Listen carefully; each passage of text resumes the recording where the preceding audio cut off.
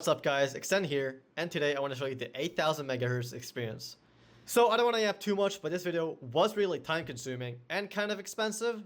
So let me just get started, right? So first of all, I got this 8000 megahertz kit. I already made a video on it actually.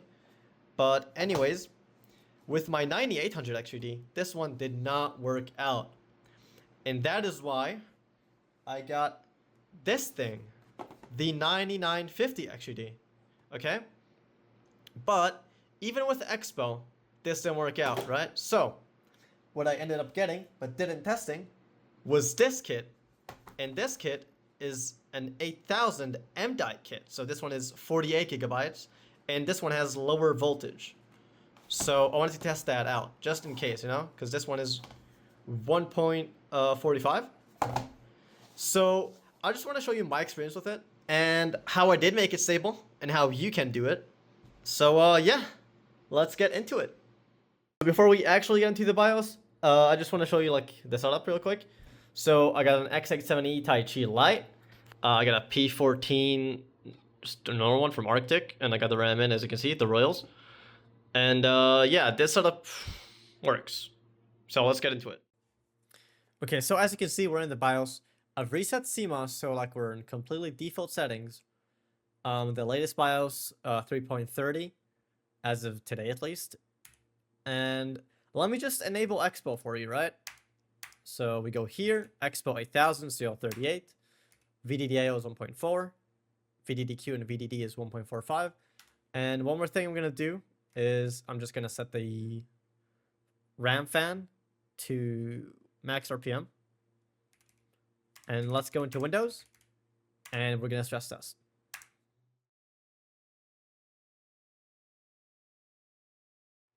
Okay, so as you can see, after 49 minutes, we got an error. And I think a lot of people won't even notice this. And actually, if I have cache disabled, right? First time I ran this test, I could not sleep because I kept looking at the test if it failed or not, right? And it actually reached 6.5 hours with cache disabled, okay? So I was sure, oh my god, my 9950 actually finally does 8000 stable. And then it just aired out. So, yeah. So Expo is a no-go, but I made it work. So here's how. Let's go into the BIOS and I'll show you. Okay, so as you can see, we're back in the BIOS. And what I ended up doing to make this work was that I went to the Buildzoid Discord, right? And I asked around. And I got told to put 1.15 VDDP, right? And that fixed it. But if I put 1.15 VDDP alone, we wouldn't have boot. So let me show you. So as you can see with VDDP at 1.15, just changing that. Let me show you like how it just doesn't boot. So we got code 15. Let's just wait for a second because it's already been like that for a bit.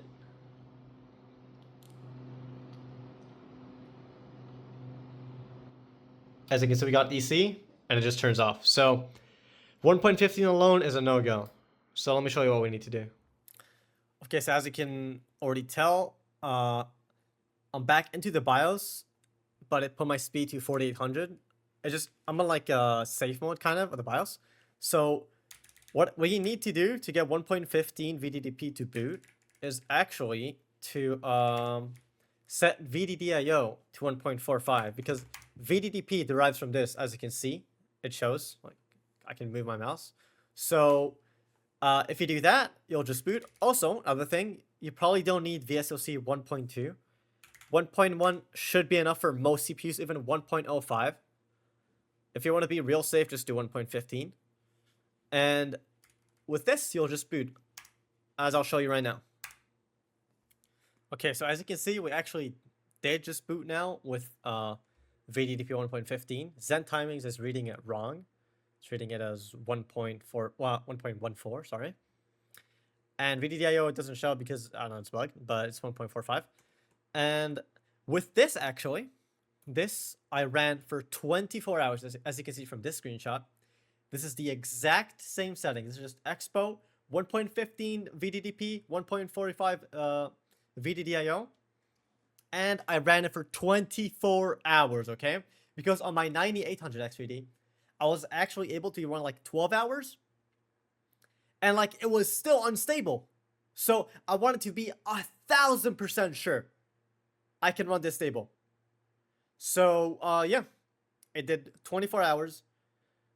And that doesn't end here, because if I tried tuning it a bit more, like tightening the timings, it wouldn't be stable. So let me show you an example of that. Okay, so I'm just taking some Balezoid easy timings and I'm gonna do it for 8,000. So you can copy if you want, and I'll show you how to make them stable later on. But I'm just gonna demonstrate that these won't work for now, but I'm gonna make it work.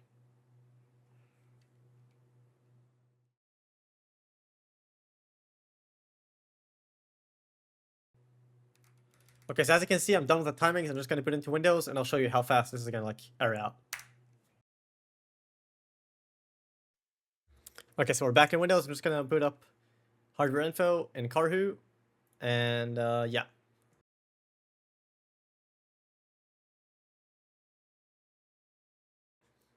Okay, so I'm back after 14 hours. I just woke up, and honestly, I thought I made a mistake, and that maybe this was stable, but I remember this was not stable, so I was right.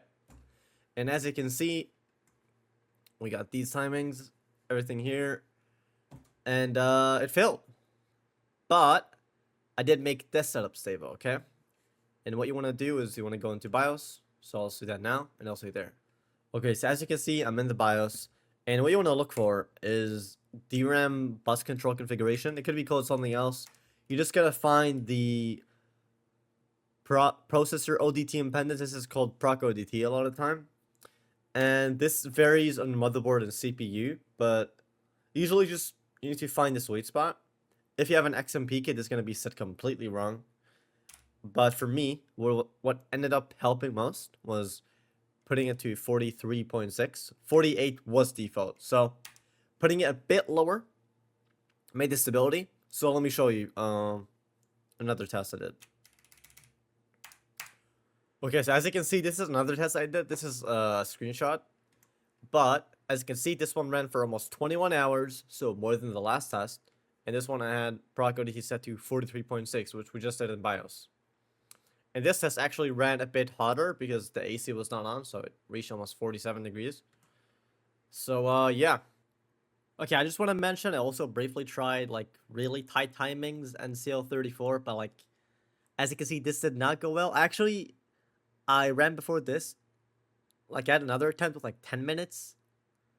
I don't know, I guess it was just a lucky train. I don't know how to further tune it. Like even just setting the timings, not even the CL, just instant errors out. So if you have any idea, leave it in the comments. I'll appreciate it. Okay, so I was kind of desperate to run 8,000 CL34. So as you saw, it didn't really work out with my Royal 8000 kit. So I wanted to try something a bit silly. So basically, I took my 6400 kit, which is CL30, and I tried running it at 8,000, and that pretty much worked, which made me believe my 8,000 megahertz kit is just broken. So I already returned that. I don't know if I'll get the same one again, but this was pretty much the same, except the fact that I had to change proc ODT back from 43 to 48. Since with 43, I would actually error out sometimes at like 17, 19, even 20 hours, which was really weird. So putting back proc ODT to 48 made me able to do 24 hours. So yeah. So I'll also be making a video on how I did this, and maybe you can do it too. So, you know, just 6400 megahertz to 8,000. So yeah. Alright, so now it's time to test the M-Die kit. So let me get this open. So I got it out of the box. I just want to show you this was manufactured in May 2025, so it's pretty recent. Also, they kind of fucked up my sticker alignment, as you can see here. And also, on the other stick where they didn't fuck it up, they fucked up the font. Okay, so I booted it up into BIOS, and as you can see, it's detecting the sticks. I'm just gonna enable Expo. I wanna I want a co-part that just works, you know? Like without setting anything. So let's try it out, yeah? Fuck it.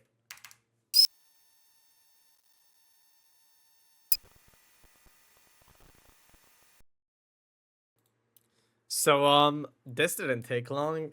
I'm gonna go to the BIOS and we'll try some other stuff like, I don't know, raising some voltages maybe. So I'll see you in a sec. Alright, so this video has been taking me way too long, and I finally got around to actually stress testing MDI.